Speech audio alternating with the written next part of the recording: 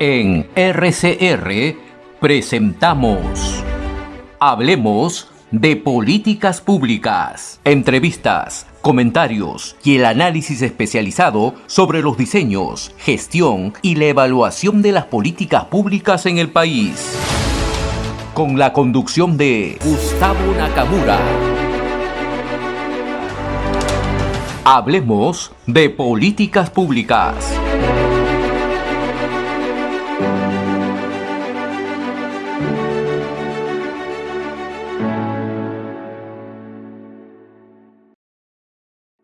Santiago, qué gusto saludarlo. ¿Cómo le va? Es un gusto Bien. saludarlo. Lo primero que le quería preguntar, o sobre lo que quería reflexionar con usted, es que el viernes pasado sacó un artículo en el portal amigo El Montonero, en el que de una forma bastante rotunda usted llamaba a la Cancillería a romper relaciones diplomáticas con Nicaragua, porque el presidente de Nicaragua, o mejor llamarlo dictador, había hecho una serie de aseveraciones sobre la realidad política peruana en contra de la presidenta Boluarte y a favor de una liberación de Castillo. ¿Por qué se debe romper relaciones con Nicaragua y no, por ejemplo, con Colombia, que el presidente Petro también ha tenido una serie de declaraciones bastante desafortunadas? Bueno, primero decirte, Santiago, que hemos manejado muy mal la política de comunicaciones en el frente externo y ello ha permitido que 8 representantes de gobiernos o gobernantes de países que forman parte del llamado socialismo del siglo XXI, de Venezuela, Nicaragua, Cuba, etcétera, construyen una narrativa falsa sobre lo que está pasando en el Perú. Una narrativa que se sostiene diciendo que el Congreso dio un golpe contra un presidente constitucional y que este ha sido apresado, y lo dijo, por ejemplo, el mandatario de Colombia, sin defensa legal ni jueces. Entonces, esta narrativa se ha expandido en toda la región. Hay, naturalmente, declaraciones más altisonantes y menos altisonantes. Las más fuertes corresponden a Evo Morales, que es un agitador político, ¿no? A quien se le ha declarado persona no grata, no puede ingresar al país, pero más no se puede hacer porque, si bien sabemos que él es el que maneja el gobierno de Bolivia, porque el presidente Luis Arce es un súbdito político de él, no es pues una autoridad. Pero ese no es el caso de Ortega de Nicaragua, que ha venido haciendo progresivamente declaraciones falsas sobre el Perú, y la última es muy grave porque sigue apoyando a Pedro Castillo y asusa abiertamente con eslogans y frases la violencia y la rebelión en el Perú. Entonces, frente a una situación de esta naturaleza, yo creo que hay que tener una política más firme. Nicaragua es una dictadura de un personaje que ha llegado al extremo de meter a la cárcel a los 7 candidatos presidenciales de oposición, a sacerdotes que ataca los locales de la iglesia y que ha provocado la fuga de 140.000 nicaragüenses hacia Costa Rica. Es una dictadura brutal. Entre otros logros, entre comillas, está haber cerrado los medios de comunicación y asaltado el emblemático diario La Prensa de Nicaragua. Entonces, no ganamos nada con esa relación. El Perú no tiene comercio mayor con Nicaragua, y más aún, Nicaragua, Ortega nos debe $50 millones que el Perú generosamente le prestó cuando hizo un recorrido por América Latina para pedir apoyo ante una crisis alimenticia. Entonces yo creo que en este caso hay que tomar una medida dura frente a un dictador que cada día comete más tropelías en su territorio y afecta la imagen de nuestro país. ¿Y por qué, por ejemplo, sí con Nicaragua y no con Colombia o con México, que incluso han tenido más declaraciones e incluso más injerencias sobre nuestras cuestiones internas? Bueno, con Colombia y con México se han tomado medidas que me parecen acertadas, ¿no? Expulsar a su embajador en el Perú y reducir la relación a nivel de encargado de negocios. No se ha ido más porque evidentemente son países fronterizos al nuestro, que no es el caso de Nicaragua, y con poblaciones muy grandes.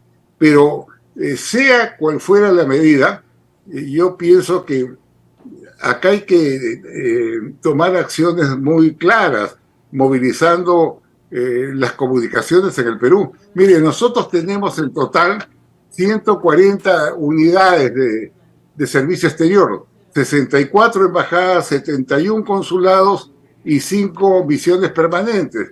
Es decir, somos una verdadera potencia en cuanto a agentes peruanos en el exterior que han debido, en los países donde se da esta situación, como España o como Inglaterra, por dar dos ejemplos, han debido salir al frente, han debido ir a los medios de prensa que distorsionan la realidad, que mienten sobre lo que ocurre en el Perú, y no lo están haciendo. Según el vicecanciller, solamente un 15% ha respondido. Entonces yo creo que hay que impulsar una campaña de claridad, digamos yo, en este tema, porque evidentemente la distorsión es muy grande, ¿no? Doctor, o sea, yo creo que han habido ejemplos como el del embajador Gamarra, que hizo una carta muy fuerte contra Guardian. En Londres.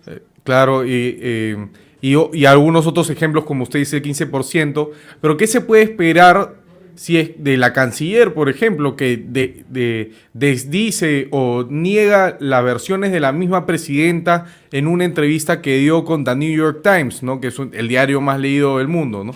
Para los que no estén al tanto de esa coyuntura, la canciller Gervasi dijo que el gobierno no tiene pruebas de que haya financiamiento ilícito o terrorismo detrás de las protestas. ¿Cómo va a haber una política comunicacional fuerte de la Cancillería si es que la misma canciller desdice a su jefa? ¿Le parece que la canciller ya agotó su tiempo? Bueno, no debió tener tiempo, porque yo creo que ante una crisis de esa naturaleza debió estar al frente del Ministerio de Relaciones Exteriores un embajador acreditado y con experiencia, que no es el caso de ella. La señora recién fue ascendida a embajadora en el gobierno de Castillo, y además fue su viceministra de Comercio Exterior con el señor Sánchez. De tal manera que yo no quiero ir más allá, pero digo que no tiene pues los pergaminos de autonomía y de fuerza para hacer frente a una situación tan grave como la que estamos pasando. En todo caso, siempre es el momento, y el momento significa movilizarte en el exterior, pedir una reunión extraordinaria en la OEA, ¿no? Pero para hablar claro, ¿no? Para cantar, no para hablar frases cortadas o diplomáticamente dichas frente a lo que está sucediendo en el Perú.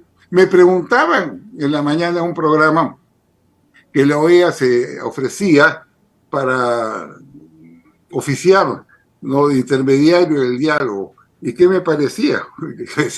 Me parecía un horror, porque la OEA es un organismo desacreditado. Los emisarios que envió de jefe de Estado emitieron un informe dándole la razón a Castillo, diciendo que desde que entró al gobierno lo acosaban porque era un profesor de la sierra, y además porque tiene un secretario general, ¿no?, que realmente no debería estar en ese cargo, porque es una persona, digamos, no solamente comprometida con actos bochornosos en lo personal, y por eso está procesado, y hay una investigación, sino también por políticas turbias que ha venido siguiendo en la Secretaría General. En todo caso, siempre se está haciendo para rectificar, y yo creo que este debe ser un esfuerzo de todos los peruanos. Gamarra, el embajador Gamarra, tenía una excelente actuación en Londres, en Inglaterra, saliendo a desmentir a varios órganos de expresión que sostenían esta narrativa falsa. Pero no así ha ocurrido en otros sitios, como por ejemplo España, ¿no?, que es donde realmente se lanza estos ataques al Perú en los principales medios de comunicación de ese país. Sí, así es. Entonces la pregunta que, en base a lo que acaba de decir, me surge es, creo que la OEA, y lo hemos hablado muchas veces en este programa, es un organismo de cooperación internacional que está en base a los intereses de ciertos países claros, ¿no? Y creo que como organismo de mediación de la crisis, ya usted mismo lo dice, no funciona, ¿no? ¿A qué otra entidad se puede recurrir para que ayude desde el escenario internacional? Porque por un lado tenemos la batalla de la prensa, ¿no? Hay gente como la Carta del Embajador o iniciativas como las de Aldo Mariatti, que también es muy interesante, se están emprendiendo, pero hay un tema que va a lo institucional y a un tema de relaciones tanto multilaterales como bilaterales, ¿no? Yo creo que hay un parteaguas con muchas relaciones, incluso vecinas, porque ellos están desconociendo nuestro orden constitucional, ¿no? Y a mediano plazo, ¿qué clase de consecuencias puede traer eso para nuestras relaciones? Santiago, para que exista diálogo debe haber dos partes, ¿no es cierto? Nadie puede intermediar porque ¿quién representa a la parte violentista, a la que ataca a la fuerza pública, bloquea las carreteras, se mete en 5 aeropuertos? ¿Quién? Es simplemente vándalos los que están haciendo eso. ¿Acaso le vamos a dar estatus a esos vándalos para que dialoguen con el Estado? No, no se puede, porque le darías un estatus internacional que no lo tienen. De tal manera que ese es un problema que lo debemos resolver nosotros, los peruanos. Yo más bien digo que hay cosas que a mí me asombran. Los peruanos estamos informados por fotografías y por videos pasados por medios de comunicación, ¿no? Del rostro y de acciones de gente que está cometiendo actos subversivos.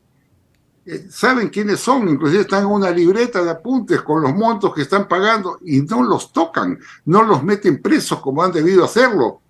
Si tú analizas, por ejemplo, el día de anteayer y tras anteayer, la televisión, vas a ver filmados en una camioneta estacionada en la Plaza San Martín, ¿no? A gente que reparte alimentos entre los vándalos, a gente que le proporciona guaracas, piedras para que ataquen, y vas a ver también a la detención de una señora que tenía una libreta con los pagos que hacían los agitadores. Esos son motivos más que suficientes para que esas personas identificadas sean denunciadas por el Ministerio Público y se proceda a su detención. Lo sorprendente es que no lo hacen. Al día siguiente usted ve a las mismas personas tirando las piedras y sabe quiénes son. Entonces, yo lo que digo, esta es una tarea del Estado en su conjunto, no solo de la policía.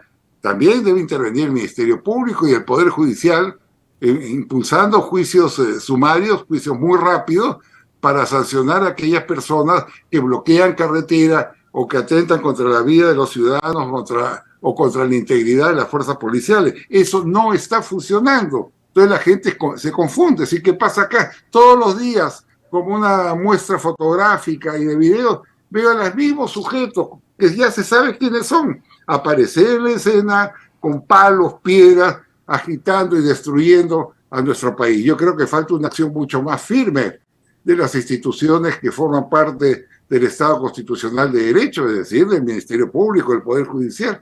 ¿Y cómo no nos vamos a preocupar, por ejemplo, si vemos una Defensoría del Pueblo a cargo de una señora que es provisional y que tiene una visión absolutamente sesgada? Nunca le he escuchado a ella, por ejemplo, salir en defensa de la Policía Nacional, de la Fuerza Armada, que es agredida sistemáticamente. Yo quiero, en suma, decir que esta es una tarea, Santiago, de todos, de los medios de comunicación, pero también del Estado en su conjunto, y que no necesitamos mediadores porque no se puede dialogar con quien no existe. No hay un rostro visible, una organización visible. Si usted escucha, ¿no? Por ejemplo, lo que dice el presidente del gobierno regional de Puno para dialogar, es decir, sí, pero previamente 3 cosas. Que renuncie Dina Boluarte. En segundo lugar, que cierren el Congreso. Y tercero, que se convoque una asamblea constituyente. Eso se llama chantaje. Legalidad, ¿no? Claro. Usted va a dialogar con esas personas, no quieren dialogar, no van a dialogar. Claro. Hay que ser ya claros. Han pasado cerca de 60 días de atroz violencia y destrucción en nuestro país, ¿no? Que ha provocado, entre otros aspectos, las pérdidas de miles de puestos de trabajo y una retracción de las inversiones. Doctor González Posada, y en medio de todo este panorama, tanto internacional y nacional, de desconocimiento del ordenamiento constitucional, desconocimiento de las instituciones y una imposición violenta de ciertas agendas, otros sectores, en la prensa, en el Congreso, vienen alentando el tema del adelanto de elecciones. Usted ha sido congresista, ha sido presidente del Congreso. ¿Cree usted que se deben adelantar las elecciones? ¿Sí, no? ¿Cuándo? ¿Qué le parece cómo se ha venido desempeñando el Congreso entre primero tener en primera votación para 2024 y luego deshacerse? ¿Cómo lee la situación dentro del Congreso? ¿Qué recomendaría? Primero, que es un Congreso muy desprestigiado ante la opinión pública, porque no se tomaron medidas firmes y rápidas, por ejemplo, frente a personajes siniestros como los llamados niños, ¿no? Que, de acuerdo a las acusaciones, canjeaban sus votos, ¿no? Porque les entregaran obras. Eso es un acto inmoral. No se hizo nada, por ejemplo, ante la agitación de algunos congresistas, que lo hemos visto en las puertas de ingreso a San Marcos, hasta en el velatorio de una de las personas que murió dando discursos y que evidentemente están utilizando su cargo no para legislar, ni para fiscalizar, ni para tender puentes, sino para azuzar a la población. Esa gente tiene un pobrísimo desempeño legislativo. Ganan, sin embargo, en conjunto, unos 30.000 soles, tienen pasaporte diplomático, 2 miembros de seguridad a sus órdenes, seguro internacional a su disposición, y bueno, y gozan de todas las gollerías, que simplemente las utilizan para fines indebidos, como azuzar a la población. Entonces tenemos un Congreso en esa situación, y lo dicen las encuestas. Yo con eso no implico a parlamentarios de alta calidad que existen y que los conocemos muy bien. Entonces, ¿qué puede hacer el Congreso? No tiene los votos, pues no hay Congreso. Salvo que ocurra un milagro, eso va a cambiar. Y nosotros no lo podemos cambiar con palabras, se cambia con voto. Hay 13 o 14 bancadas. Hay gente que ha saltado de un partido a otro partido, realmente transvestis políticos, gente que no tiene que no forma parte de partidos, sino de pequeños panacas que surgen en cada evento electoral, y por eso estamos en la situación que nos encontramos. Vaya a saber Dios lo que se puede hacer. ¿Qué consenso hay mientras el Perú sigue siendo zamaqueado por la violencia, el desorden y esta demolición a la autoestima de todos nuestros compatriotas, ¿no? Porque este espectáculo realmente nos denigra y nos afecta emocionalmente. Ya que hablo sobre militancia y sobre partidos políticos, estamos a puertas de la reinscripción del APRA. ¿Se va a inscribir? ¿Va a volver a la política? ¿Qué tiene para decirnos sobre el tema? Mire, el APRA es un partido que tiene historia, mártires, doctrina, ideología, líderes, organización. Lo hemos demostrado durante 90 años, incluyendo muchos compañeros que han sido muertos, encarcelados, exiliados. Solamente Sendero Luminoso nos mató 1.240 pristas. De tal manera que ese es un partido, una organización que lamentablemente fue eliminada por una arbitrariedad del señor Salas Arenas, que no debe seguir en el Jurado Nacional de Elecciones. Entonces ahora vamos a regresar a la cancha, pero no solamente vamos a regresar a la cancha para enfrentar a los comunistas y a los caviares a quienes siempre hemos derrotado a través de la historia, sino para proponer planes sociales, programas sociales que son absolutamente indispensables para la población, como por ejemplo, no es posible pues que 10 millones de peruanos, ojo, 10 millones de peruanos no tengan acceso al agua potable cuando lo que sobra acá en el Perú es dinero. Entonces el APRA sale no como para respaldar a la derecha, sale para plantear, digamos, un programa socialdemócrata con libertad y con justicia social. Ahí nos va a ver fuertes, nos va a ver dando la pelea, dando la cara, como siempre lo hemos hecho. Yo estoy muy entusiasta. Pienso que el partido tiene que ser renovado íntegramente, que nuestros candidatos al Congreso deben ser gente joven, que hay mucha y con gran talento, salvo algunas excepciones que son indispensables por su experiencia, ¿no? Como yo decía, la compañera Nidia Vilches y los compañeros Jorge del Castillo y Mauricio Mulder, que nadie les puede negar sus conocimientos y experiencia parlamentaria. Entonces estoy muy contento porque el APRA va a contribuir muchísimo a la construcción de una democracia que hoy día está agujereada por todos los lados y ha sido agujereada por oportunistas y aventureros que han hecho un daño inmenso, no solamente a la política, sino a la población en su conjunto del Perú. Hemos presentado Hablemos de Políticas Públicas. Nos reencontramos en nuestra próxima edición.